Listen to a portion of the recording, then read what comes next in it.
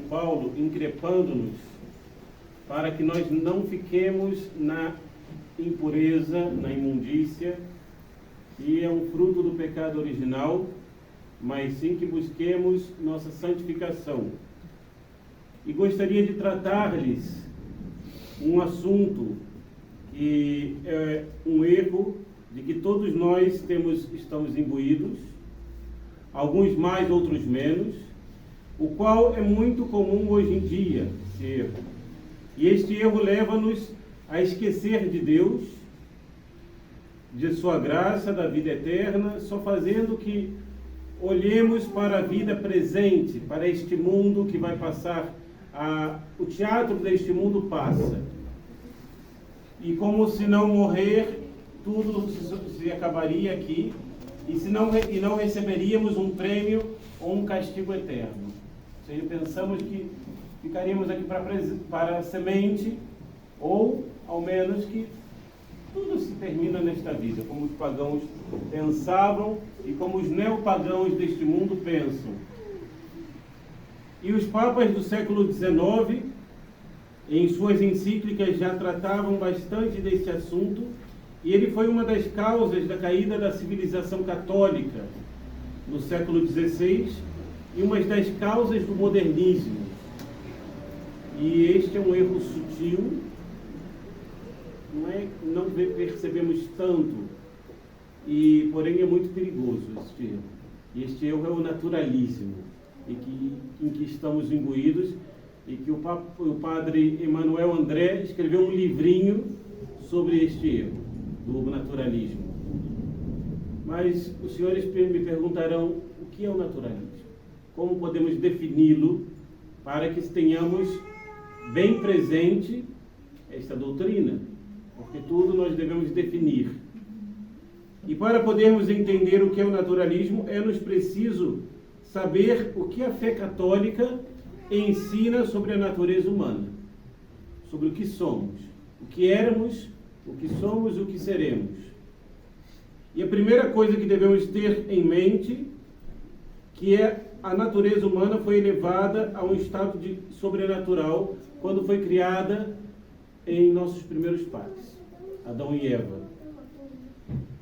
E quis Deus que eles fossem não apenas suas criaturas, mas seus amigos.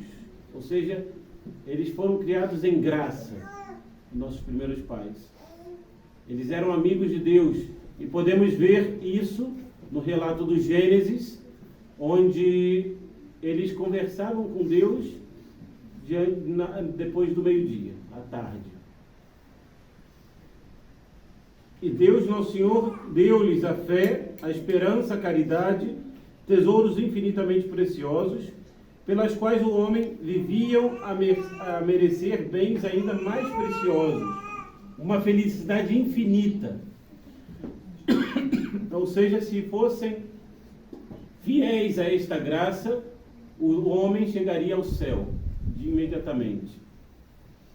E este plano maravilhoso do bom Deus foi atrapalhado pelo pecado de Adão. Infelizmente foi destruído este plano.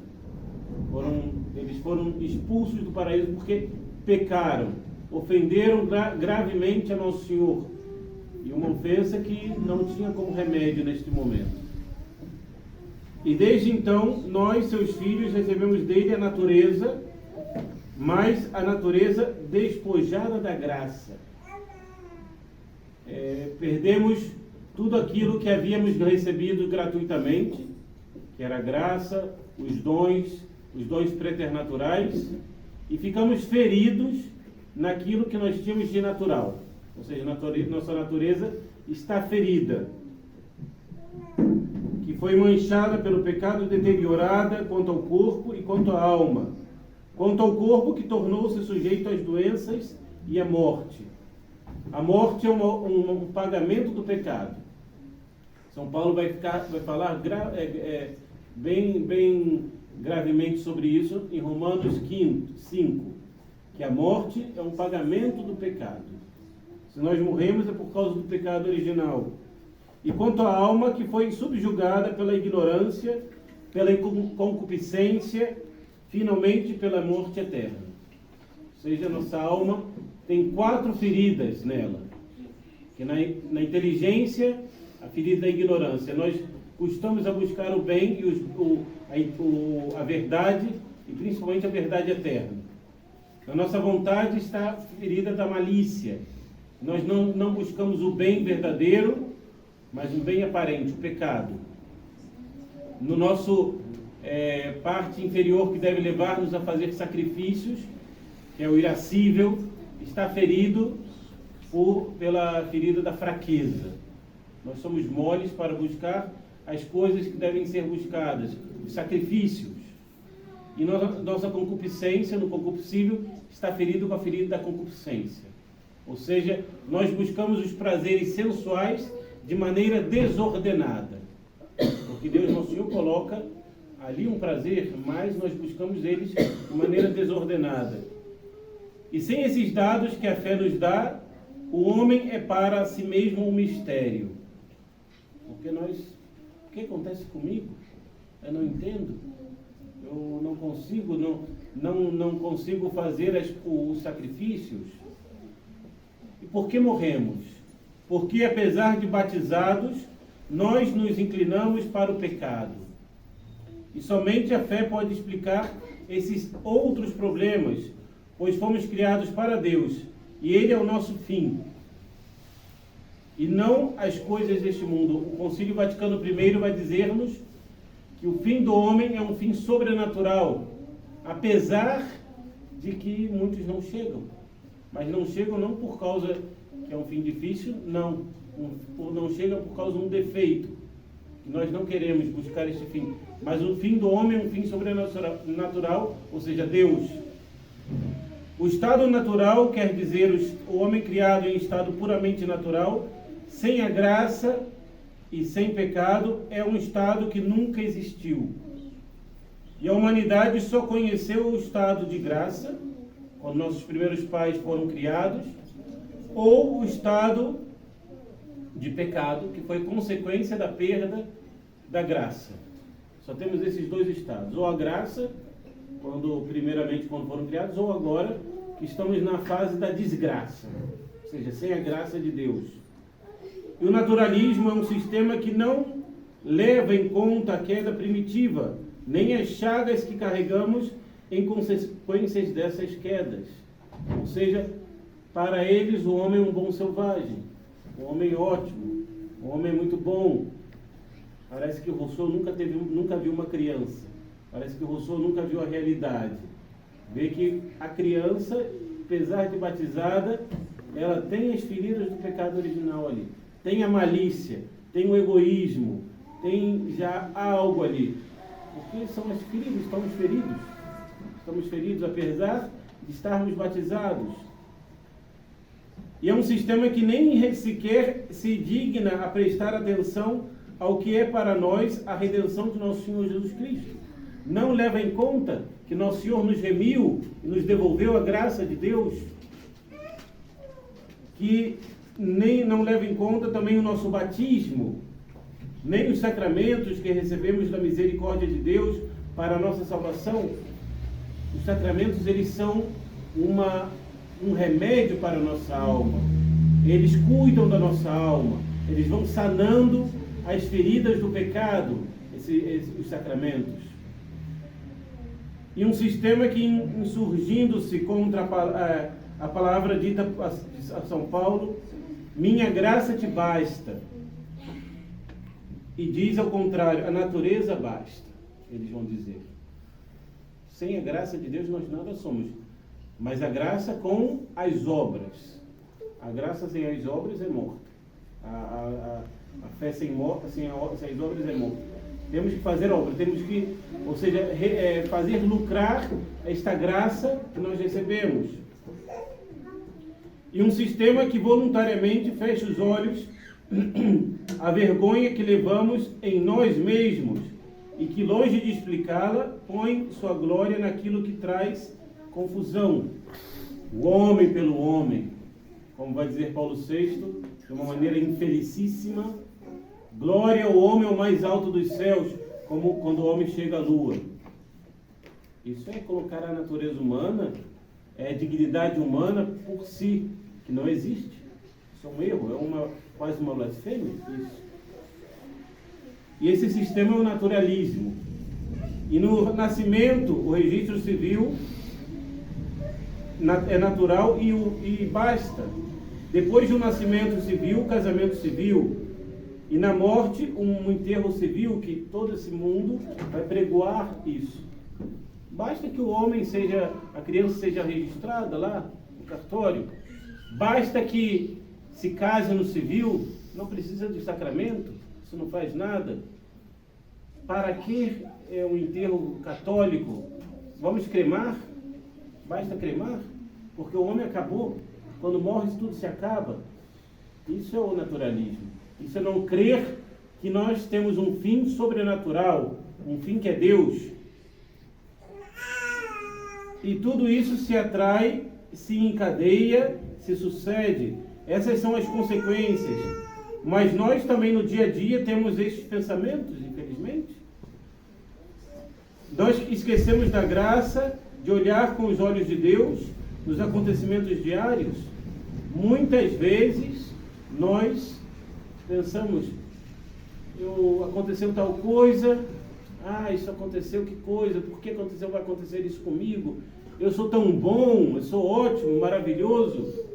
E nós esquecemos de ver que é Deus nosso Senhor que permitiu tal coisa, tal cruz, tal acontecimento. E por que Deus nosso Senhor permitiu? Para o nosso bem. Tudo coopera para o bem daqueles que amam a Deus. Tudo. E por isso que os santos não reclamavam de nada, porque os santos tudo viam com o olhar de Deus, com o olhar sobre a espécie da eternidade. E não pensamos que Deus permitiu tal acontecimento para o meu bem, desde toda a eternidade o permitiu.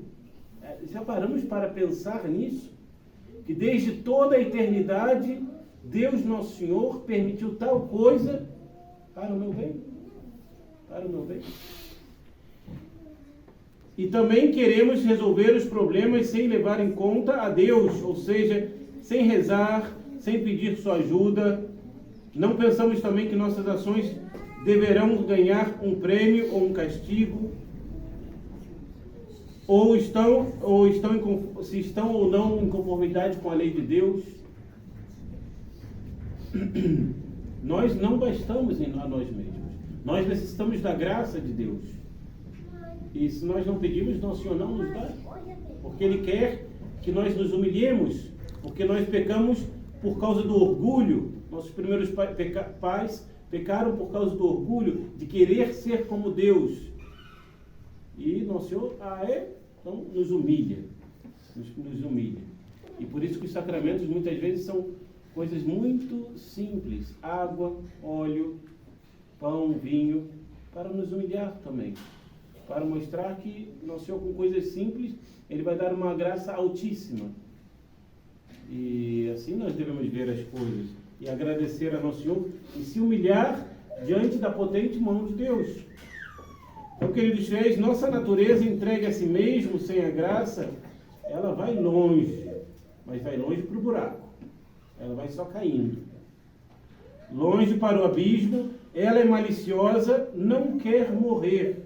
Nossa mais tendências, eles não querem morrer. Nem ser mortificada, nem dominada ou vencida, nem submete de boa vontade. Isso nós somos nós. Quanto custa para nós um ato de virtude? Buscar a virtude? Nos custa muitíssimo, porque nossa natureza não quer morrer. Nosso homem velho não quer morrer. Ele quer viver e quer que ele se domine nosso homem novo, que é por nosso Senhor Jesus Cristo. E trabalha por sua comodidade e atenta só para o proveito de outrem que lhe advenha. Teme a vergonha, o desprezo, o amor ao ócio, o descanso do corpo. É interesseira, prefere receber do que dar. É curiosa, quer saber segredos e novidades. Isso é a nossa natureza ferida. E nós devemos conhecer isso.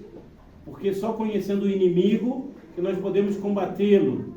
E a imitação de Cristo, no livro 3º, capítulo 54, ela vai dar todos os movimentos da natureza e os movimentos da graça. Nós devemos ler e reler várias vezes. E para vencer esta doença, só fazendo o contrário. E por isso a vida de oração, e por isso a vida de mortificação, a vida de sacrifício, o deixar a si mesmo, o desprezo a si mesmo e buscar a Deus. Só tendo o Espírito sobrenatural, o Espírito da cruz de nosso Senhor Jesus Cristo, que é o Espírito católico. Só dessa maneira que venceremos a nós mesmos, com o Espírito da cruz, o Espírito católico, o Espírito que levou todos os santos a serem santos. E até vemos os pastorinhos de Fátima. Eles se santificaram cada vez mais com o sacrifício. Nossa Senhora vai pedir. Quantos pecadores caem no inferno porque não há ninguém que reze e se sacrifique por eles? E eles foram campeões em fazer sacrifício, em sacrificar-se pelos pobres pecadores. E assim dominaram também a sua natureza. Vemos Jacinta em Fátima, na sua última doença. Ela não detestava tomar leite, mas uma vez sua mãe levou o leite, ela não queria tomar e Lúcia estava do lado e Lúcia falou: tome e ofereça pela conversão dos pecadores. Ela falou: é verdade. E ela tomou todo o leite. Tem coisas simples, coisas pequenas, mas que foram muito generosas a Deus Nosso Senhor. E nós devemos também aprender a ver todas as coisas sob a ótica de Deus. Todos os acontecimentos de nossa vida, todos eles vêm de nosso Senhor Jesus Cristo. Tudo é permitido por Deus para o nosso bem. Até as cruzes, até as coisas adversas, tudo é por nosso Senhor. Às vezes acontece tal coisa e nós já começamos a que absurdo. Por que aconteceu isso? E começamos a odiar, às vezes falar palavrões. E nós não paramos para pensar que é Deus, nosso Senhor, que permitiu tal coisa e tal outra. É Deus. Tudo está nas mãos de Deus. Então aprendamos a isso e também aprendamos com a Santíssima Virgem Maria. Ela tudo via com o olhar de Deus. Quando Nosso Senhor foi para ser crucificado na sua paixão, ela via aquilo com um olhar sobrenatural.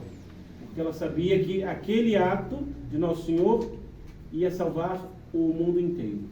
Se ela olhasse com um olhar natural, ela ia tentar impedir. Ela é natural de uma mãe. Mas não. Ela sabia que aquele ato ia levar-nos à vida eterna. Ia dar-nos a graça, devolver-nos a graça. Então pensamos a ela que tenhamos este espírito sobrenatural tão necessário no mundo de hoje, que é um mundo naturalista, um mundo egoísta, um mundo hedonista, que busca a si próprio. O homem busca a si próprio e a satisfazer-se a si próprio. Louvado seja nosso Senhor Jesus Cristo. Para sempre seja louvado. Em nome do Pai, do Filho e do Espírito Santo. Amém.